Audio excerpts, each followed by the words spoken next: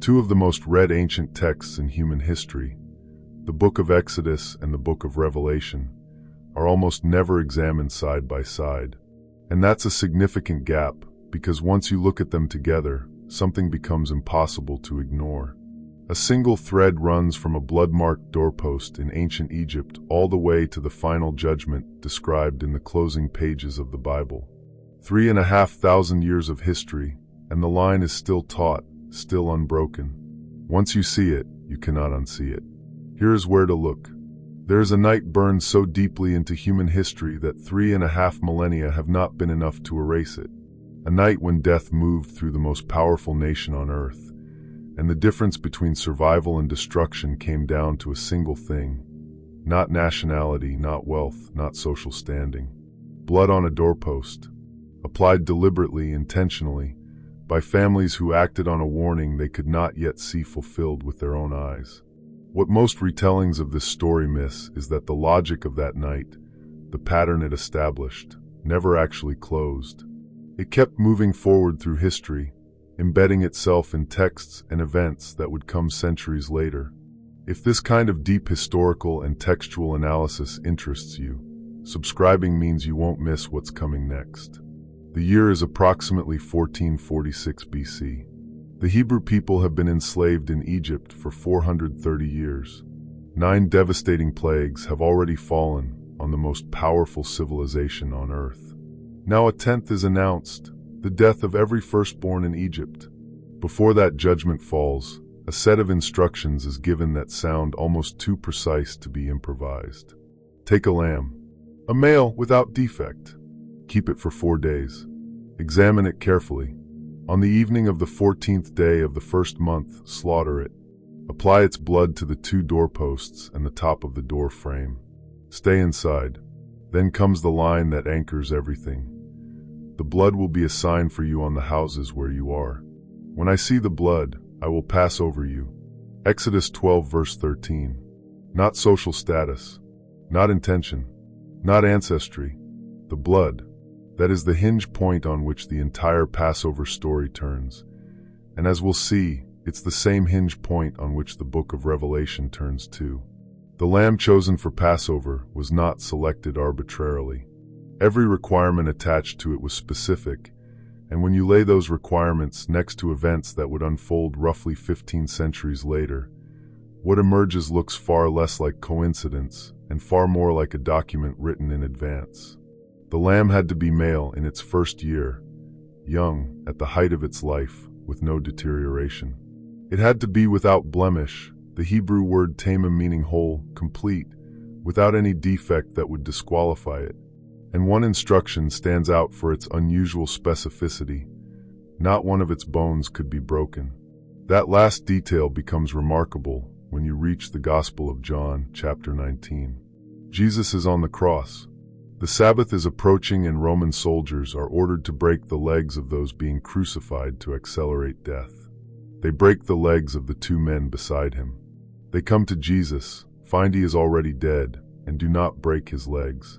John pauses the narrative at this moment and notes that it happened to fulfill a specific ancient instruction. Not one of his bones will be broken, a direct quotation from the Passover requirement in Exodus 12. A soldier's split-second decision on a Friday afternoon fulfilled a 1,500-year-old instruction about a lamb slaughtered in Egypt. The timing adds another layer. The Gospels record that the crucifixion occurred during Passover, on the same day temple priests in Jerusalem were slaughtering Passover lambs. The shadow and the substance fell on the same afternoon. The writer Paul, in his first letter to the Corinthians, states it plainly. Christ, our Passover lamb, has been sacrificed. This is a precise theological claim grounded in historical and prophetic alignment, not poetry. A question most historical treatments of the Exodus never fully answer. Why 10 plagues? A God described throughout these texts as holding sovereign authority over creation could, by the logic of the narrative itself, have freed an enslaved people in a single moment. Instead, there is a sequence, escalating, structured, extended over time. The answer embedded in the text is that the plagues were not random demonstrations of power. Each one targeted a specific Egyptian deity. The Nile, worshipped as a god, turned to blood. The sun god Ra was humiliated by 3 days of impenetrable supernatural darkness. The plagues were a systematic dismantling of every false system of authority that had held a people captive, not just a show of force, but a judicial process working through an established order. And the pattern was designed to be recognized again. Open revelation, and the echoes are immediate. The second trumpet brings something like a blazing mountain thrown into the sea. A third of the sea turns to blood. A third of sea creatures die. Water becoming death, a civilization's lifeline turning against it. The pattern of Egypt, scaled to the entire world. Revelation 16 describes supernatural darkness falling specifically on the seat of power of the opposing force, while those marked as belonging to another authority are distinguished from the judgment around them. Exactly as Israel had light in their dwellings while Egypt sat in a darkness thick enough, the text says, to be physically felt. And when the fourth seal of Revelation is opened, a pale horse appears whose rider is named Death, given authority over a fourth of the earth. In Egypt, the same rider moved through one nation at midnight. In Revelation, the assignment is exponentially larger. The rider is the same. The scale has expanded to match the scope of the final act. The plagues of Egypt were not a standalone event. They were a preview, a smaller screen showing the same structure that Revelation describes playing out across the entire world. And the distinction that mattered in Egypt matters again in Revelation. Before the first trumpet sounds, before a single judgment is released, the servants of God are sealed.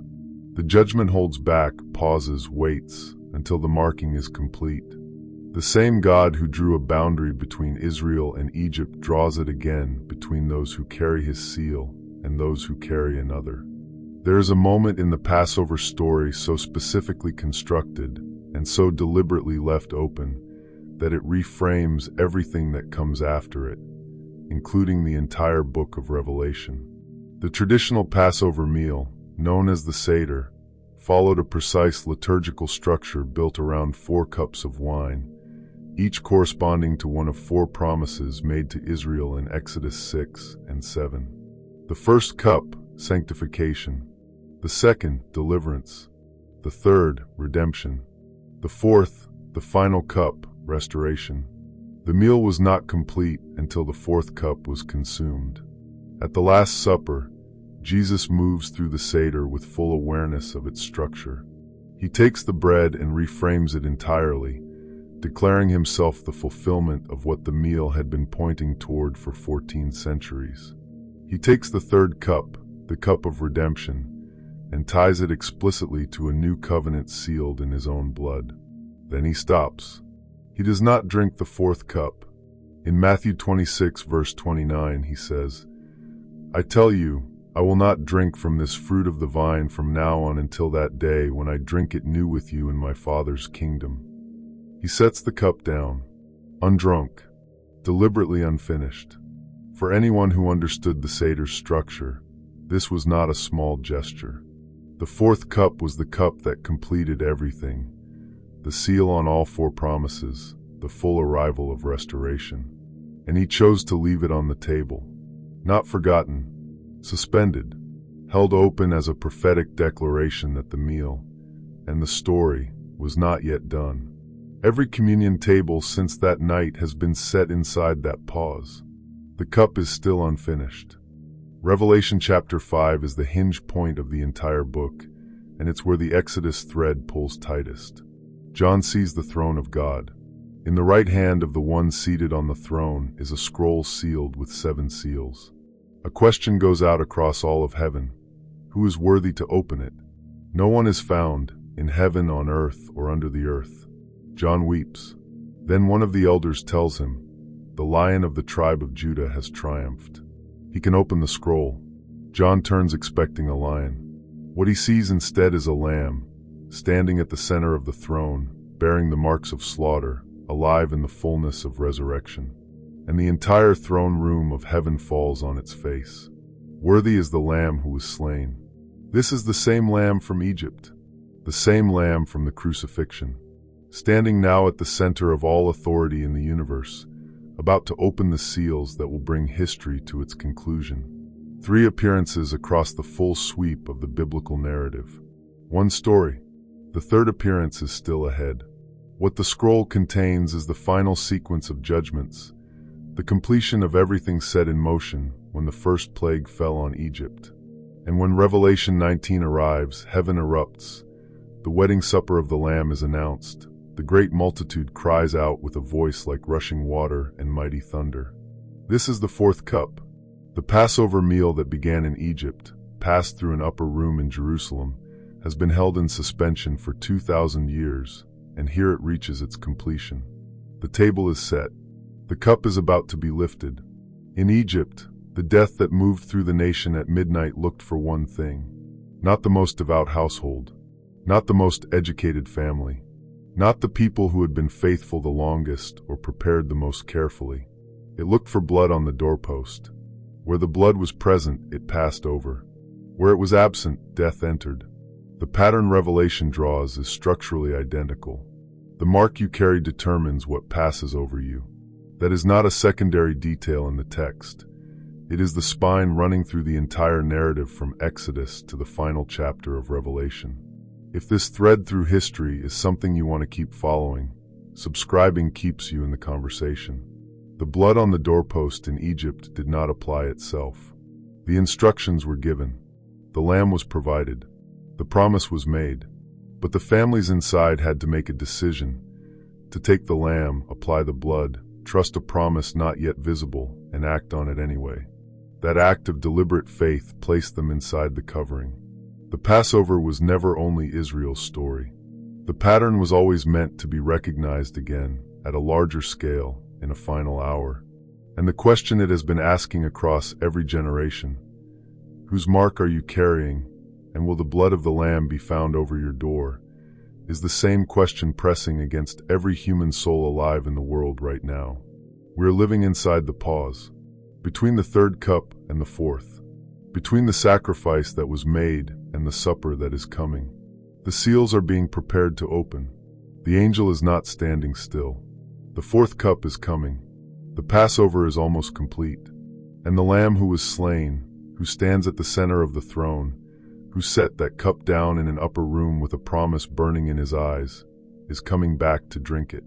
Make sure your door is covered before that night arrives.